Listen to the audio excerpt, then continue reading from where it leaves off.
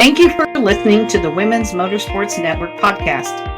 Subscribe to my show and follow me on Facebook, Instagram, LinkedIn, and YouTube. If you or someone you know would like to be featured in the Women's Motorsports Network News online magazine, this podcast, or Let's Talk Racing Live, my social media show, contact me via Messenger on Facebook at Melinda Russell, or send me an email at womensmotorsportsnetwork@gmail.com.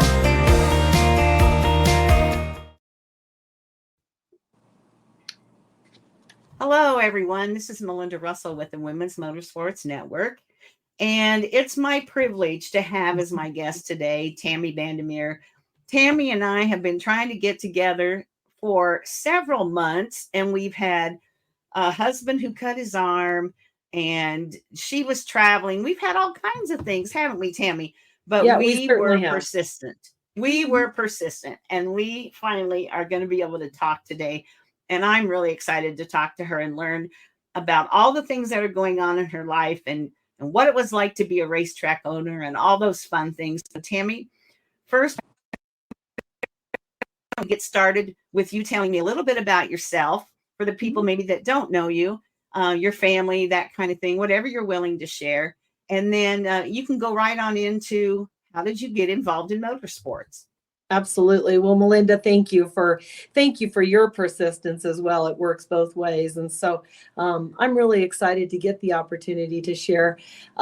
So I am a third generation owner operator of Bandimere Speedway. My grandparents actually started the facility in 1958. So last year we celebrated our 65th anniversary, which was just unbelievable to all of us that we had been here 65 years. But, you know, my dad had always said that my grandfather was probably the best dad that a young man could have in the 50s and 60s, because my grandfather really believed that, well, first of all, he loved the automobile, and he loved my grandmother, and he loved Jesus. And he really felt like he wanted to have a place for young people to experience the speed of the automobile off the city streets, because my father was street racing and he knew that that wasn't safe.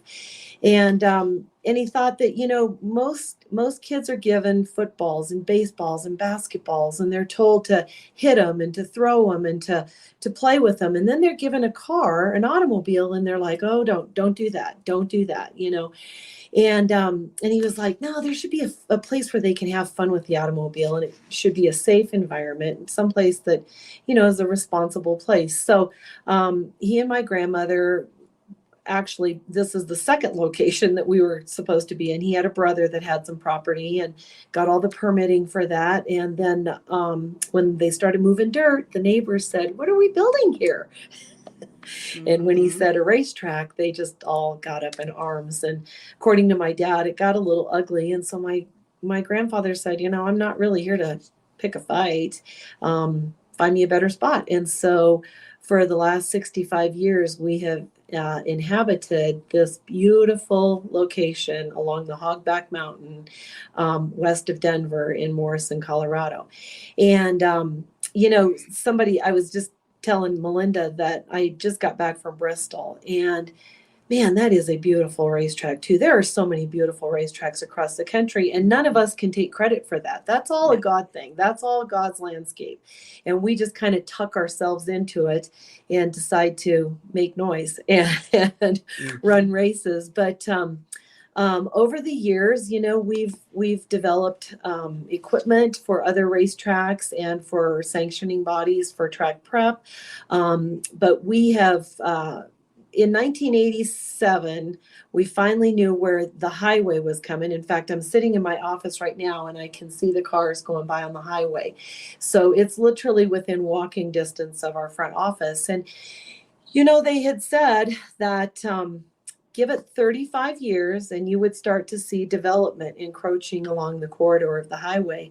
And it's been 35 years. And if I were to walk across the highway, I would walk right into the front yard of a home that's being built right across the street. So they weren't wrong. They were they were absolutely right. The highway, though, was a huge blessing to our family because it gave us really, really good ingress and egress, and was able to allow us to get people in and out of the facility so much easier. So, with the good comes the not so Right. good. And so, here we are 35 years later, and we have sold the facility. We're in negotiations right now, and everything is taking way slower than what we thought. But that's part of that. Sit and wait, be patient, because things are still working. But last year was our last year of racing, and so April rolled around, and we all looked at each other like, "What are we going to do with ourselves?" And Right. so I've done a little bit of reinventing of myself, and I've been divorced for almost 17 years, so it's me. And so that makes it a little easier for me to be able to, decide what I want to do and do something different. I have 3 children, they're all grown. And so, it's pretty much me. And so that's been kind of a little terrifying, and yet on the other hand, kind of an exciting and fun experience, Yeah. to realize that I can do something different, and maybe I can even use my skills and my gifts a little better. Mm-hmm. Yeah, So, absolutely. And as we said, talked a little bit before we started recording, it's a new season of life for you. And so mhm. that's not a bad thing. It's No, just finding that thing that brings you passion and gets you excited to get up in the morning and be like, oh, I can't wait to do whatever it is you're going to do. yes, absolutely.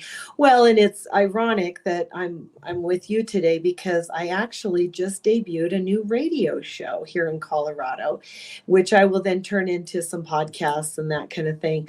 But that, I really enjoy talking to people just like you, and I really enjoy hearing their stories, Hmm. because as I travel across the country, you sit next to somebody and you just strike up a conversation, and next thing you know, you're just going, you are really interesting, you're a very Hmm. interesting person.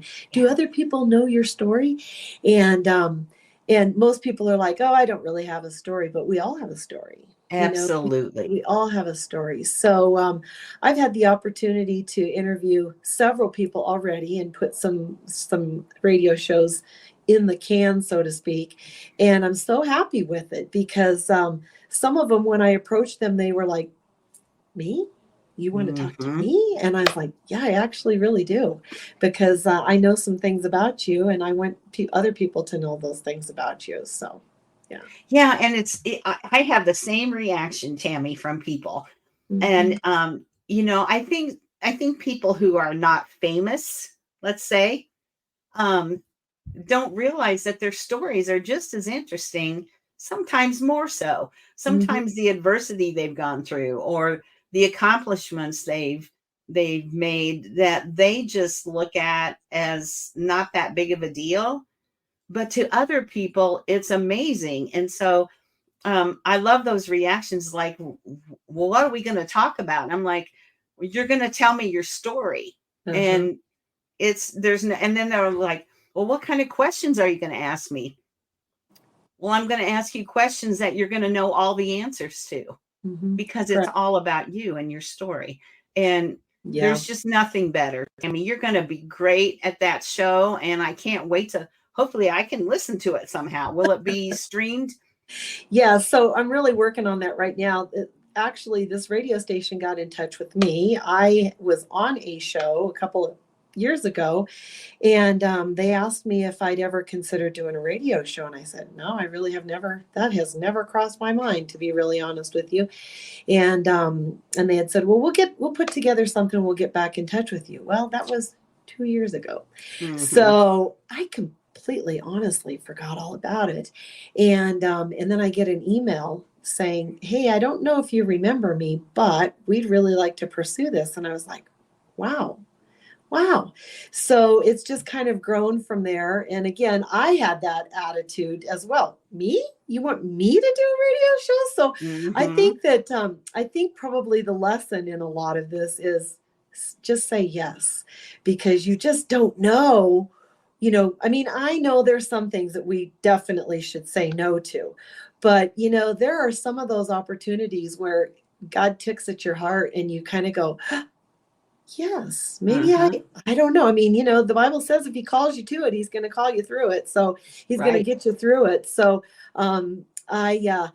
interesting what you said about people thinking that they're not celebrities. So when this all started to look like it was going to come together, I knew that I wanted my dad to be my first guest. Oh, And because first of all, I thought, I feel real comfortable around him. yeah. And he's got just incredible stories. I mean, our family wrote a book.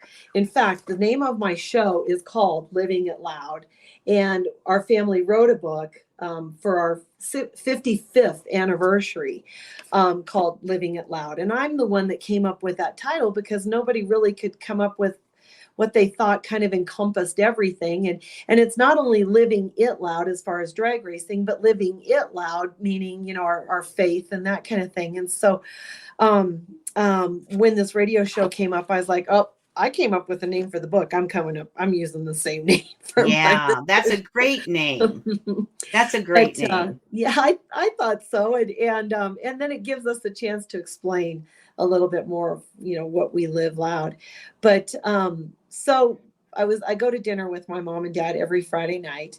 And I said to my my dad and mom one night, I said, okay, guys, I have to tell you about this. I've got a new radio show coming up. And my mom and dad were like, really?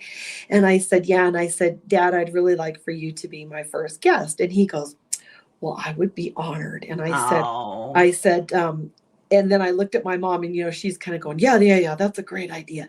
And I looked at my mom and I go, and you're going to be my second guest. I knew you were going to say that.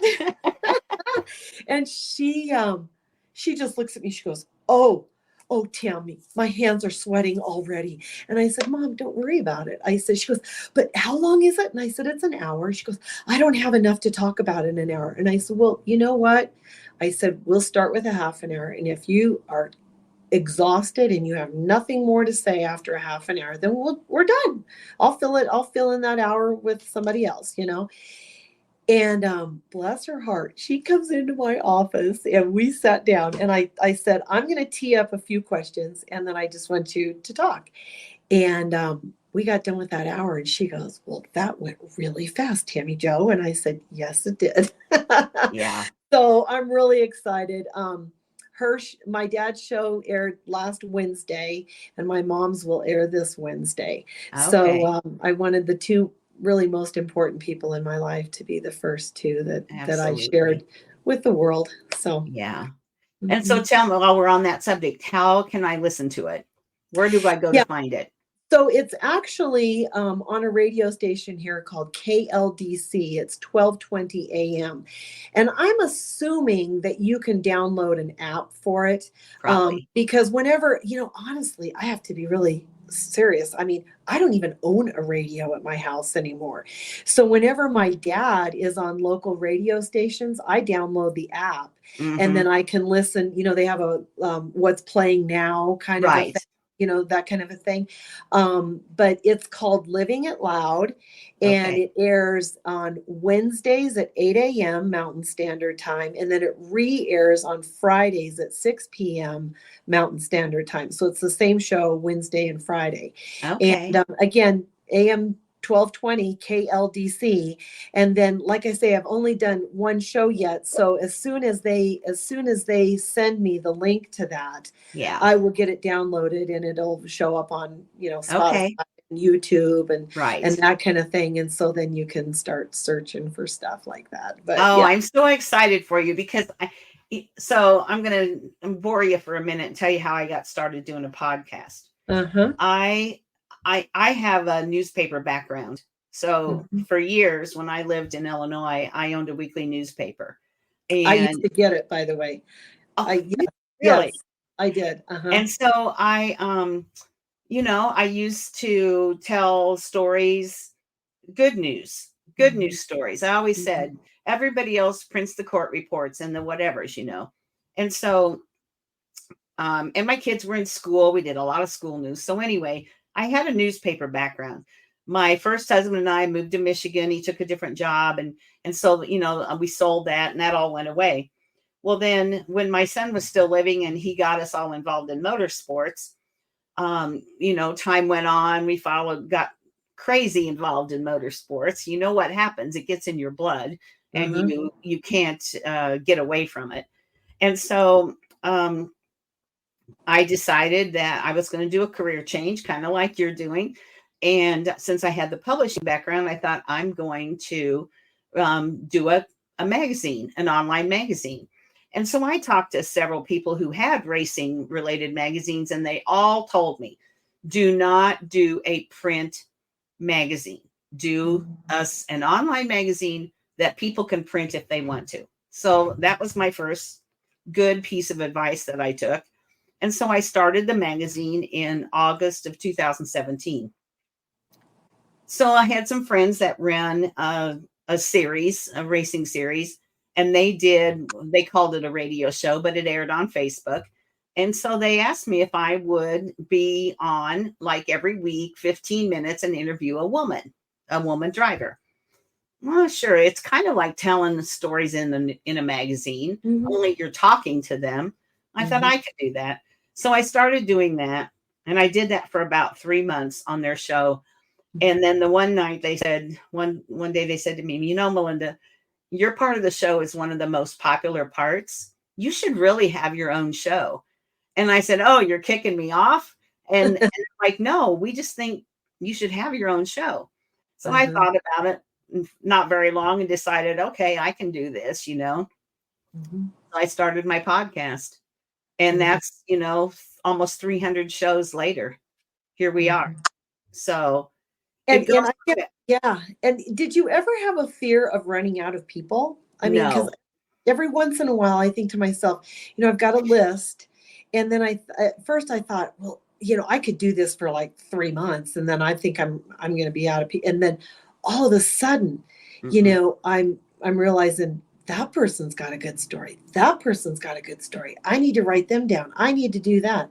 And just today, it occurred to me that Frank and Kay Peterson live right across the street, and he raced Pikes Peak Hill Climb for years, and what a great story! And I want to interview the two of them together, because they've got just really great stories. I mean, I was part of some of them, but and so there's another one. So it just kind of, that was my first fear, is that I would run out of people. And Tami, you're interviewing men and women. Yes. I 99% only interview women, and I have a list. I'll be dead before I get to everybody. I mean, and they're not famous people. They're not, some of them are better known than others, but there's a lot of women and young girls. I love interviewing little girls because you never know what they're going to say. And they're just so cute and they're so fun to do. And then I interview, women who are retired and raced and have lots of stories and everything in between, lots of younger girls or 20s, 30s who are still racing, but I have a list both for the magazine and for the podcast that I'll never run out of names, because there's always new ones coming into the sport. And, as the women grow and become more well-known, if you will, or their names come across my feed on Facebook. Oh, I've never heard of Susie Jones. And then I reach out and say, Susie, would you like to be on my podcast or featured in my magazine? Rarely do I have anybody say no. And most of the time it's because they're shy. They don't know what they're going to say. Sure. Well, so you're not going to run out. Well, and that was with my mom. I said, Mom, it's just a conversation. I said, you and I can sit at a restaurant for 3 hours and talk. So I said, an hour should be nothing for you. Right. She's like, well, I know, but no, she did a fantastic job. Yeah. And she has been, my mom has been such an incredible support support for our family and for my dad. And I am so incredibly blessed that my dad's 86, my mom's 82, and they are so healthy and they are so independent and they are so vibrant that I just get to enjoy them Yeah. way longer than some of my girlfriends' parents have, you know. Mhm. Um, so yeah, God's been good. Very Mhm. blessed. I lost both my parents when they were in their 70s. Mhm. And in another, I'm 68. So, won't be long, I'll be 70. And they were Mhm. 72 and 73 when they passed away. So, as I near that age, I think about that more often. And they never saw me. I believe they know what I'm doing, but they never saw me when they were alive for what I'm doing in motorsports. Yeah. And Yeah. so, but I know they know. Yeah. Well, my grandmother actually, she died of cancer in 1965, and she was only 56 years old, something Oh, like that. So I wow. know the feeling, when you turn, you would think, oh, 56, that's old Young. until you Well, turn 56. And then you're that's like, right. I feel that old. Um, Yeah. and then my grandfather passed away in 86. He was 77. So he had quite a few more years after that. But it's kind of interesting because my dad and I were talking about this, that I was only 3 when my grandmother passed away. And I have a lot of traits, I've been told, of her. So at 3 years old, you don't pick those up because, you're only No. 3. So that has to be a lot of genetics, Uh-huh. that are just, talking to people and wanting to know people and being able to Yeah. multitask and, just some of those things, some of those traits that she had got passed down to me and I really didn't even know her. So, Yeah. For sure. That's true. So I'm mhm, going to ask you,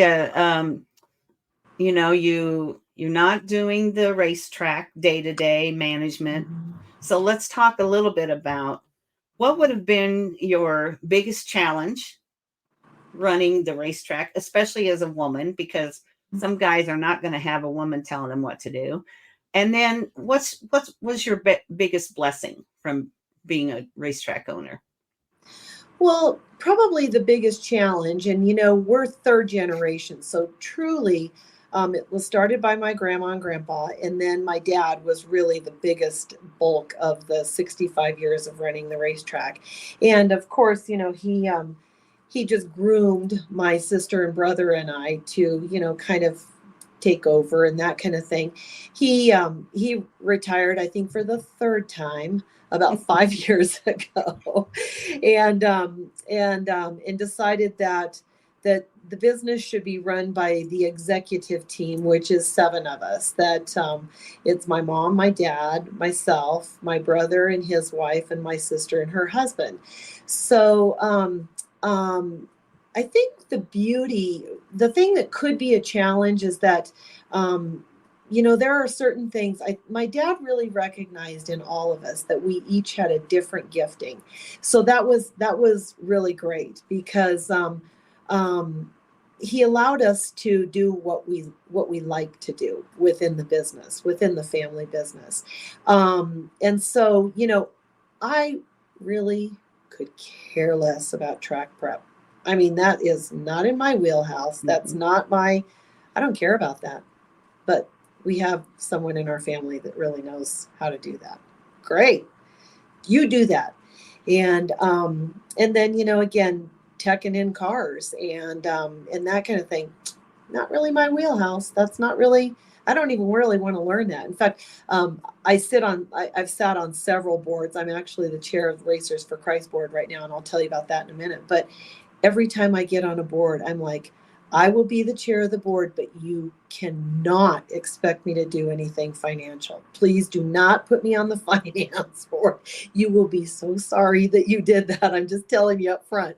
But anyway, so one of the things that I, of course, love to do is meet people and to, connect people and that kind of thing. So several years ago, 27 years ago to be exact, we were kind of struggling with the neighbors because we were changing some zoning here. And of course, you know how that goes. You have to have public meetings and that kind of thing. And people just didn't really understand what we did. You know, they really didn't understand that this place was built to get kids off the streets and to educate people about the automobile. We're not here.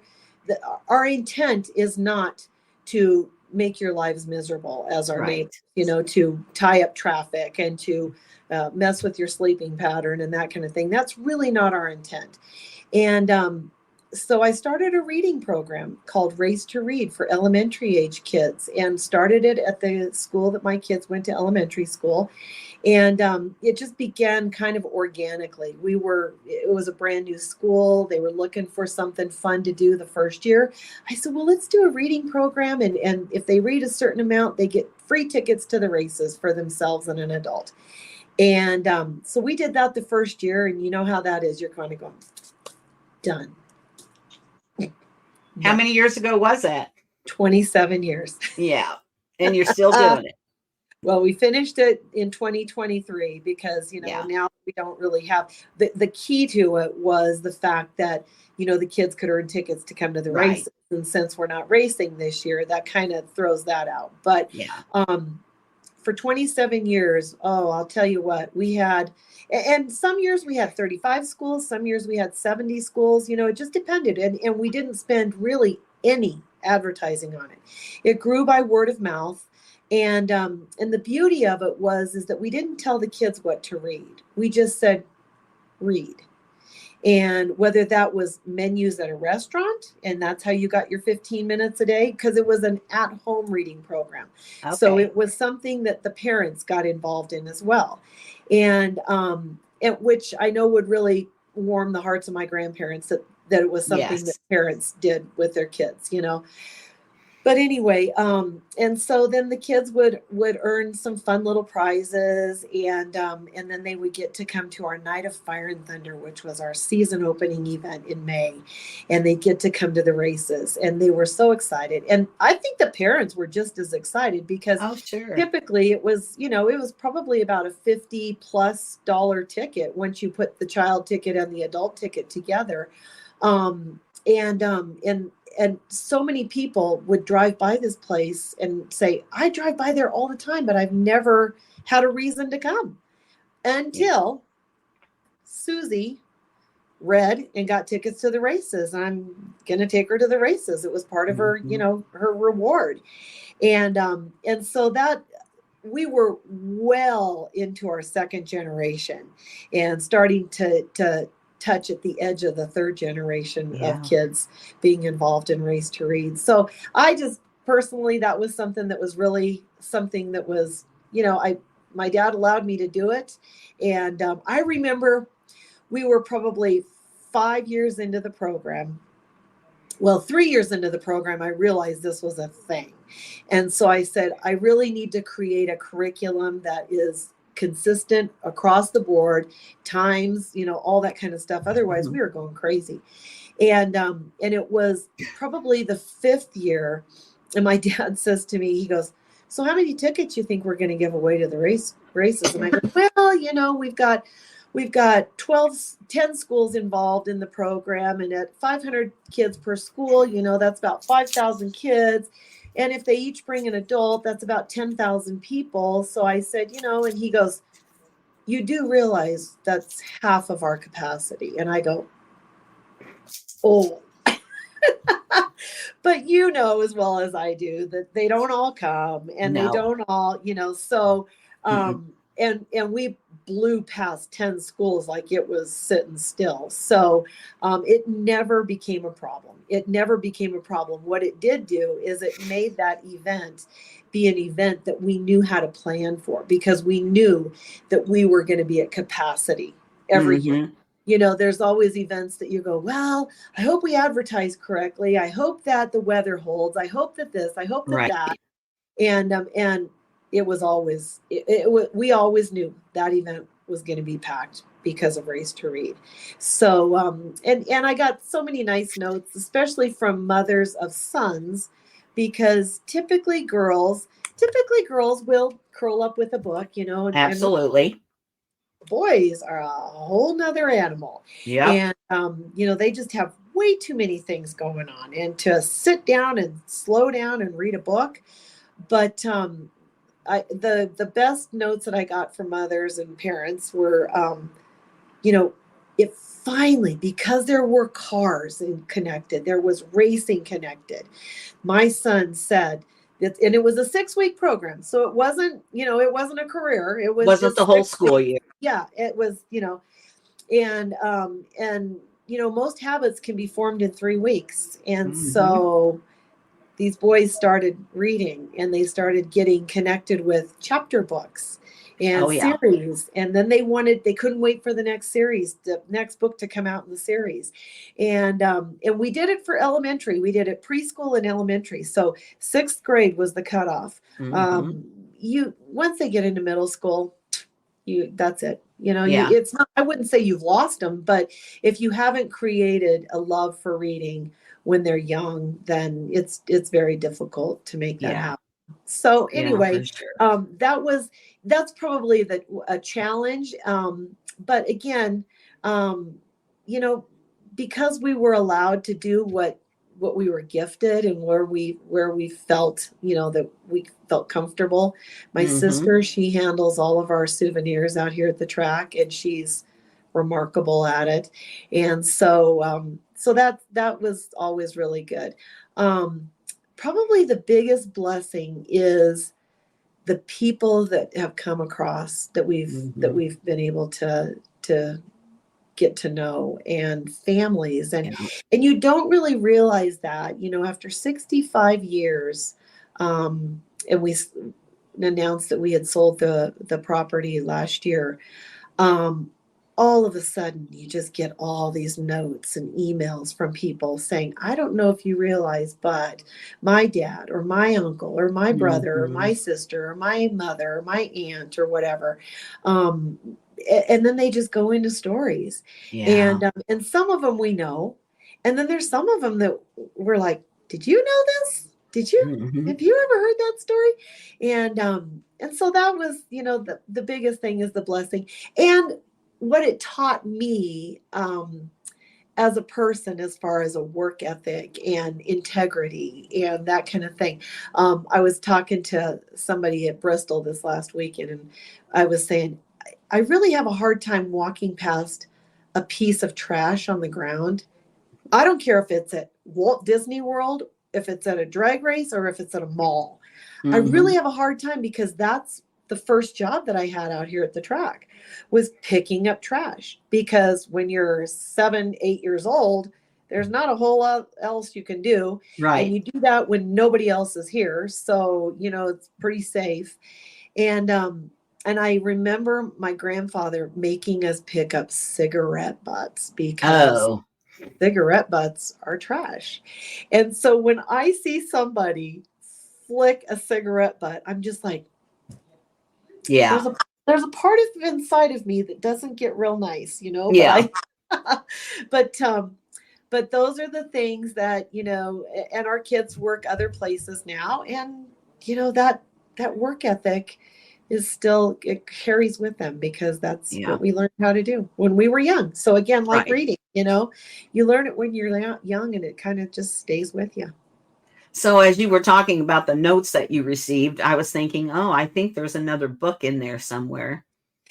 Probably.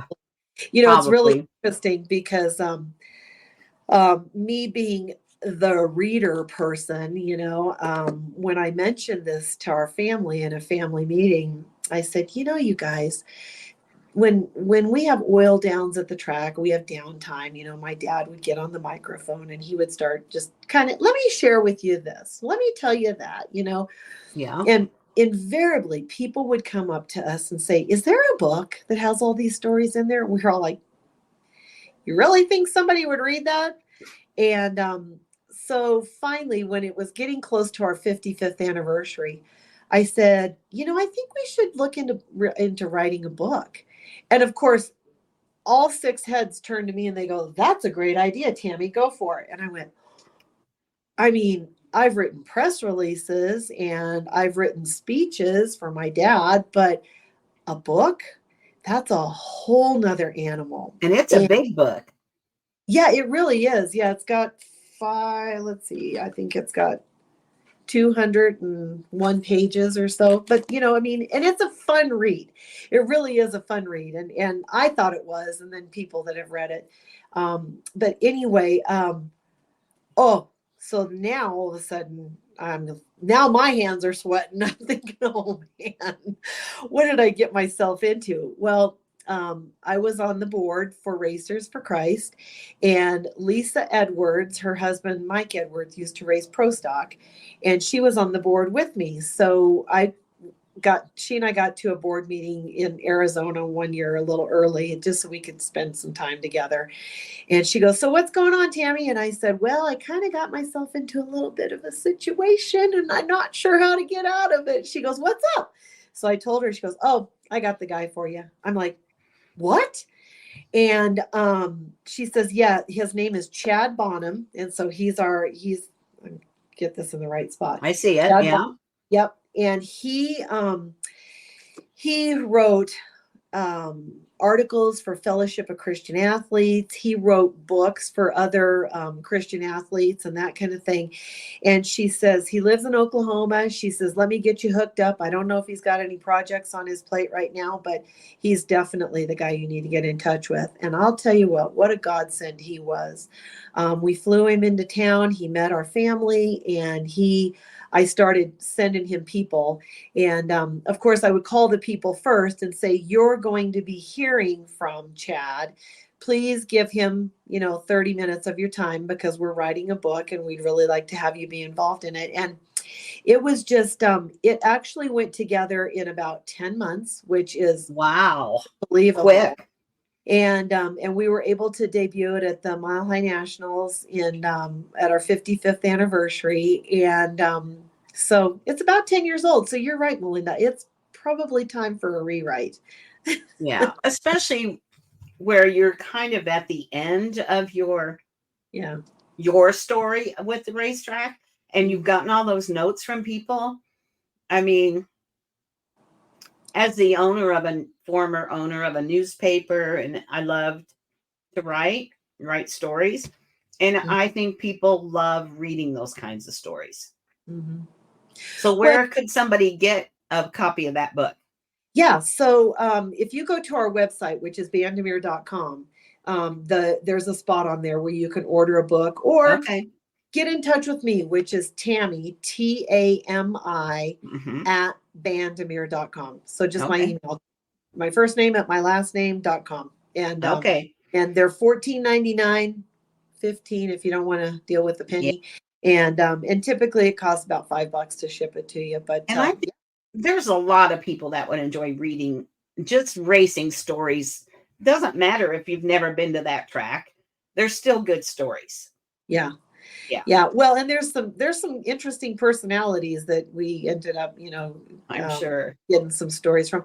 And, the beauty of it too is that, it wasn't long after this was published that, 2 or 3 of the people that we had interviewed are gone, so you're like, we got that story. That was good. Yeah. So it's kind of a little bit reminds me of Lost Speedways that Dale Earnhardt did because I've watched that series a couple of different times, and there was most of those, if not all those tracks, I'd never been to. But what good stories they were. And to hear the old guys talk about the racing and who went over the fence and all those different things. We got to keep that history alive. Well, and not only that, but, I think a lot of people think that, oh, well, Bandimere Speedway, it's always been a success story. No, it hasn't. I mean, you even think about Disneyland and Walt Disney, you think, oh, that was an easy thing. No, it really isn't. It really wasn't.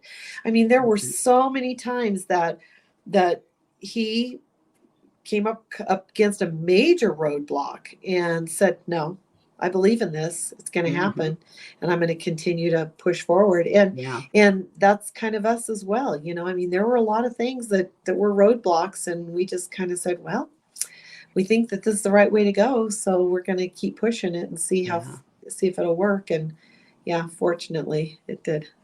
It always amazes me that people know there's a track. So this happened at Kalamazoo, my local track, Kalamazoo, Michigan. So it's out, in the country, but there's houses not far away. But the track was there long before the houses. And then the houses want to complain about the track. Oh, no. You gave that up the day you decided to build your house here. Yes. Because you knew the track was here. Yes. What did you think? Because you built a house there that it was going to close. And so that always kind of irritated me about people like that. It's and that has been not a huge issue over the years, because I think that we took the attitude that we wanted to be a help for the community. And again, between my dad and I, we would go speak to Rotary clubs and Sertoma clubs and that kind of thing. And or we would have groups come out here and we would speak to them. And you could see the light bulb come on in certain people's minds as you were talking about, this really wasn't built as a place to, attract all kinds of riffraff and that kind of thing. I mean, the riffraff, so to speak, is already there. We're just providing a place where because the reason that people get upset is because, they crash on the highways and they go faster and there's pedestrians and that kind of thing. But bring it to the racetrack. We have a place for you to, to come and enjoy the automobile, because everybody has that need for speed at some point in their life. And so we have a place for it. And a lot of people, it's ignorance is what causes the problem, because they don't understand that all kinds of people enjoy racing. Young, old, men, women, kids, whatever. And that it's not riffraff, I mean, it's and I think racing for a long time had such a redneck, connotation to it, which I don't think, I mean, I think people who really maybe don't understand might still think that, but not so much anymore. Yeah.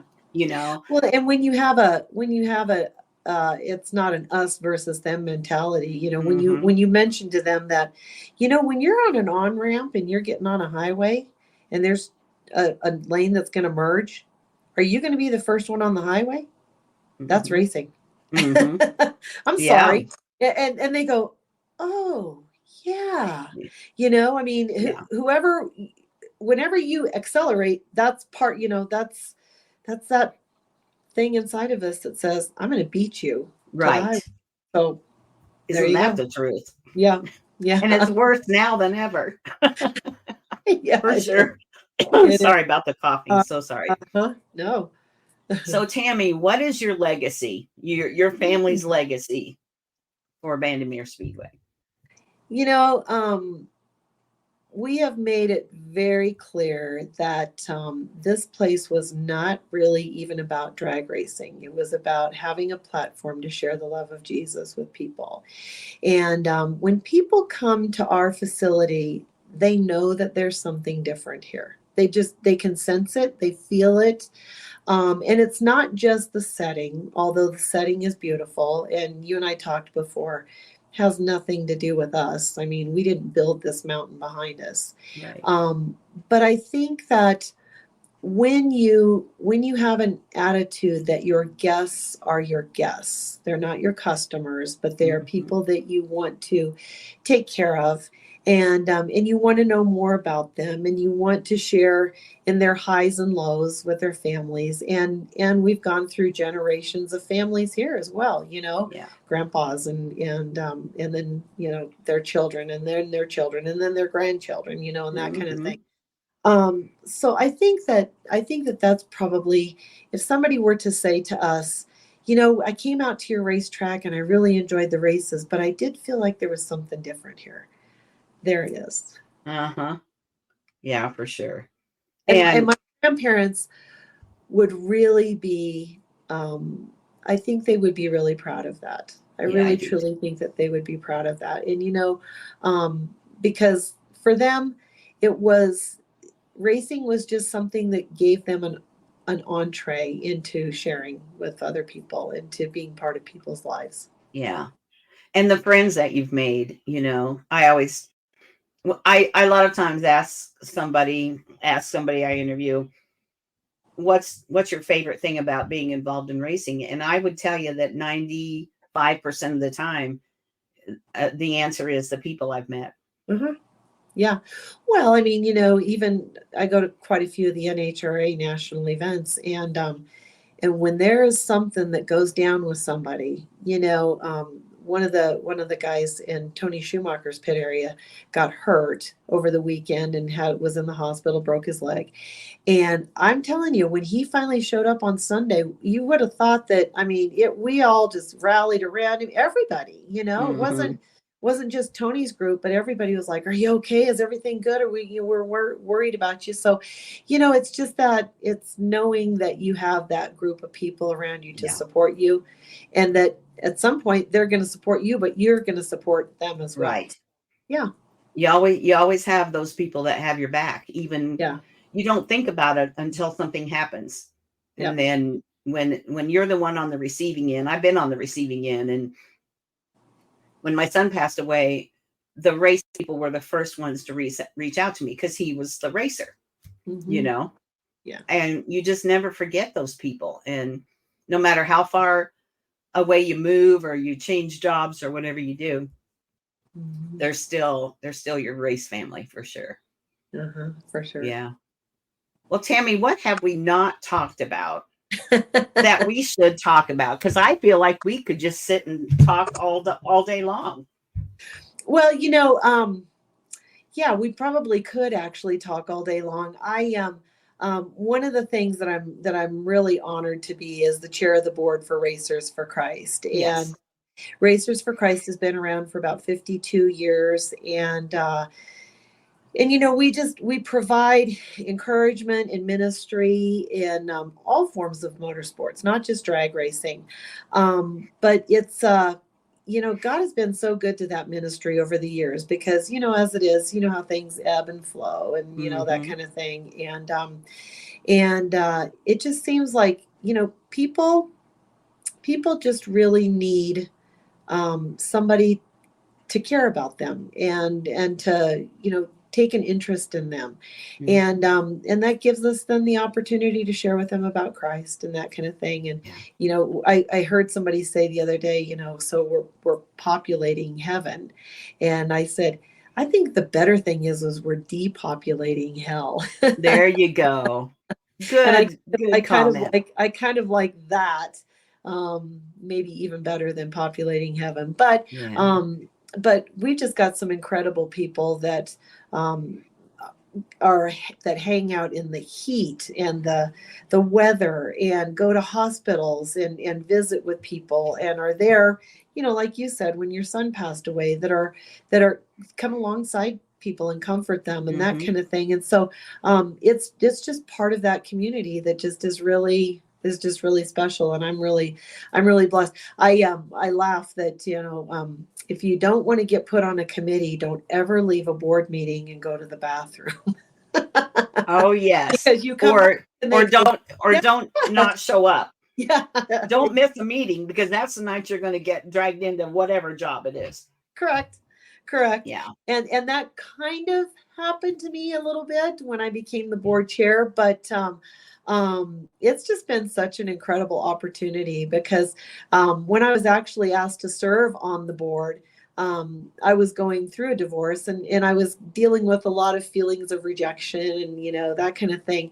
And then to be asked by two board members on the same day if I would consider being on the board, I just thought, huh.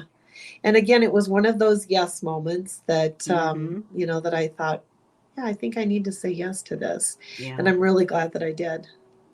So do you want to tell our listeners just briefly, if you could? I know they do a lot of things, but what is the main reason that Racers for Christ exists? What is their, like, what do they have projects? What did they do? Yeah, well, and years ago, and it was a realization that we race on Sundays. So that means that people aren't going to church. Mm-hmm. And so it kind of basically started out of a need for chapel service on Sundays. And then it became, oh, you're a chaplain. So my fiance and I want to get married. Will you marry us?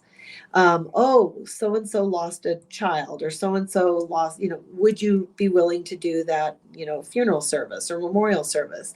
And so then it has just literally, chapel services are still really important, but it's all that ministry that goes along with it, praying with racers before they go down the racetrack, hospital visits, and all anything that, there's a lot of people that don't go to church. If racing is a big part of their life, again, like I say, most all that happens, usually finals happen on Sundays. So we know where those people are at. So that's how it basically got started. And then it has just evolved. You know how things happen, and they just evolve. And next thing you know, you've got 400 plus chaplains across the country, and you're doing chapel services at dirt races and at boat races and at drag races and at sprint car race, everything.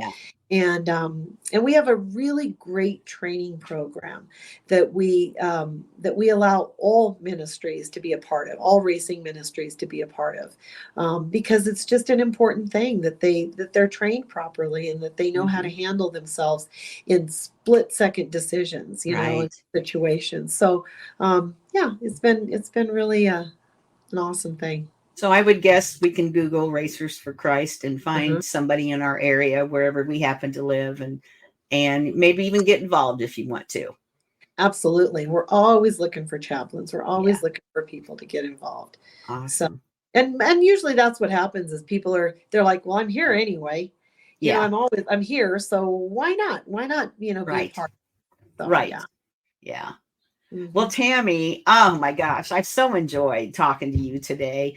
And I'm so glad this finally worked. I'm so glad it finally worked out. And now that we've talked once, I know that we're going to talk again, because I'm going to keep track of you and your radio show and your podcast. I'm so excited that you're doing that. And I will definitely be subscribing and following what you're doing. And if you ever feel like you're running out of names, I was running out of names. I have a lot of names. Well, we might need to flip the seats someday, because you have a great story too. So, those are funny stories. So our family is very, very connected with Colorado Christian University here locally. And so, probably about 10, 11 years ago, one of the professors that I know that's in the School of Business, he said to me, he goes, Tami, I would really like you to be one of our featured speakers at our Values Aligned Leadership Summit. And I said, Kevin, I can't do that. He goes, why? And I go, there's 600 people that come to that. I can't do that. That's way bigger than well, of course, the man asks me in like September, and the event wasn't until April, and I'm thinking, So he just kept pursuing me, and I said, so I told him that I would do it. Then I find out that one of my friends, who is an actual professional motivational speaker, is going to share the stage with me. And so now I go into another whole realm of nervousness and being terrified. So I said to Mark, I don't think I can do this. He goes, come on, we're going to go to lunch. So we go to lunch, and he says, why do you think you can't do it? And I go, I don't speak for a living. You speak for a living. You're the one that has your shtick, and that kind of thing. I don't have a shtick, and he goes, just tell your story. People just want to hear your story. Right. And I just felt at such peace with that. And then I started writing the story, and just, and making sure that I hit on the things that they had asked me to hit on. And it was really, honestly, I felt really good about it. I felt really comfortable about it. And the feedback that I got, so again, don't ever be afraid to tell your story, because that's who you are. Yeah. So, and you never know what you've gone through is going to help somebody. Yep. So you know the saying, oh, it just left me. Some people are put into our lives because we need them, and some are put into our lives because they need us. Right. Correct. Yep. I've lived by that for a really long time because I've gone through all kinds of different things in my life. I've been divorced, remarried to a wonderful guy, 4 kids, lost my son to suicide, just all kinds of things. But you can help somebody. And when you're willing to share your story and not keep it close, but be able to say, hey, I went through this and look where I am today. I'm strong. I can do this. Excuse me, whatever. And so, yeah, right. you just have to say, if I can help one person. Yeah. And I can't even tell you how many people have come up to me because they know the story about my son, have come up to me when they've met me and said, oh, my sister, my brother, my dad, my whatever. And they want to tell me about their family member. And so maybe they've never even talked about it before. A lot of people don't, because people are uncomfortable talking to me as the mother. But by me being so open and that about it, makes it easier. But a lot of people, no, they've not talked about it. And so, just tell your story and be proud. Gosh, I'm so sorry. See the cough drop wore off. Working. Yeah. That probably means it's time to quit talking. So you're doing good. Anyway, Tami, thank you for being on today. I've just really, really enjoyed Thank you. Talking and hearing your story. I love your story, and I can't wait to hear all those other stories of the people you're going to interview. I'm excited. Now it gives me a real reason to spend an hour with them. I have a reason now. It's not like, let's just sit down and chat. Now I have, a real reason to do that. So I'm excited. Well, and technology gives us so many avenues. It's so easy to do. Yeah. Really easy. Yeah. Yeah. Yeah. Well, you take care. I'm going to keep track of you. You keep track of me. I will. Let's stay in touch, and I hope you have the best summer ever. Thank you. So far, it's I don't want to be cavalier, but I really haven't missed racing yet. Yeah. So it's been kind of nice to be able to just kind of enjoy time. I think God has allowed us 65 years of working hard, and it's time to just kind of enjoy. So. And I think you know when it's time to do something different. Yeah. Yeah. Yes, exactly. Yeah. Well, God bless you and your family for all that you've done, and you as well. Let's stay in touch. Okay. Thanks, Melinda. Thanks, Tami. Bye.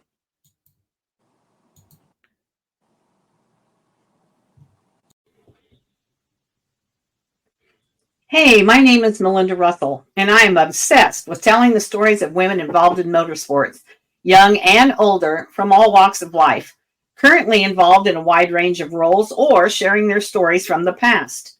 I'm a wife, mother of 4 adult children, and a mama of 16. In 2017, I was searching social media for a group dedicated to women in motorsports. When I didn't find what I was looking for, I posted a message to a few racing pages to see if any women would like to connect with me. And now I have thousands of women and men who are part of the Women's Motorsports Network. As crew chief of the only media company dedicated to women in motorsports, I work from wherever my travels take me, publishing this podcast, the Women's Motorsports Network News online magazine, and Let's Talk Racing Live, my social media show. You will hear from women who share their stories from the grid of life, how they manage the messy and memorable moments of family, work, and racing. You will hear their tried and true secrets of success, and many other topics like friendships, family, hardships, and heroes that women deal with to balance the seasons of life. So grab your favorite beverage, pull up a seat, make sure you are comfy, and get ready to be inspired and encouraged from the stories on the Women's Motorsports Network podcast.